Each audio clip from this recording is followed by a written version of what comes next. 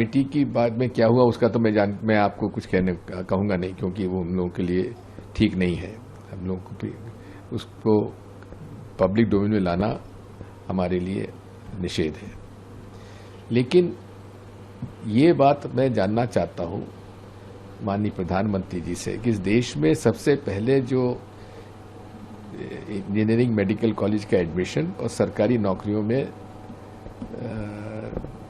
नियुक्तियां, ये सब व्यापम के माध्यम से होती थी मध्य प्रदेश में, और भारी भयंकर भ्रष्टाचार हुआ, और जिसमें कि 50-52 लोग उसमें उन्होंने आत्महत्या की थी, उनके लोगों का देहांत हुआ था।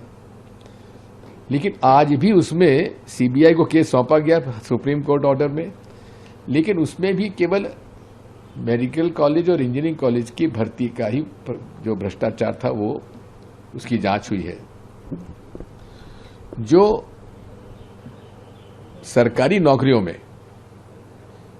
जो भ्रष्टाचार हुआ है उस पर कोई जांच भी चालू नहीं हुई। तब से लेकर आज तक करीब 100 ऐसे प्रकरण हैं राज्य सरकार और केंद्र सरकार के अंतर्गत,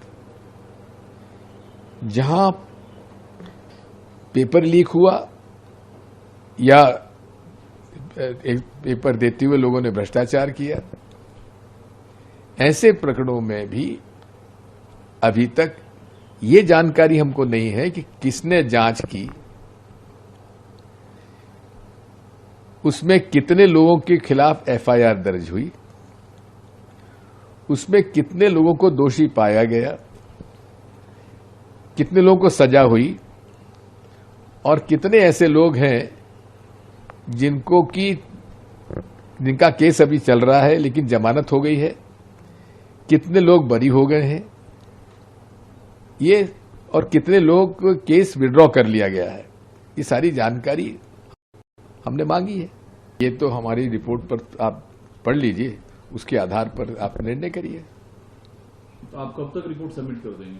देखिए, नीट बाकी तो रिपोर्ट हमारी हो गई है, 3 रिपोर्ट और रह गई, उनकी भी हम लोग कोशिश कर रहे हैं कि वाइस प्रेसिडेंट साहब को, चेयरमैन राज्यसभा को हम लोग कर दें, क्योंकि अभी तो और बाकी रिपोर्ट जो है नीट की और सीबीएसई की, ये रिपोर्ट अभी तैयार नहीं हुई है, और इस पर हम लोग अभी सुझाव मांगे हैं, और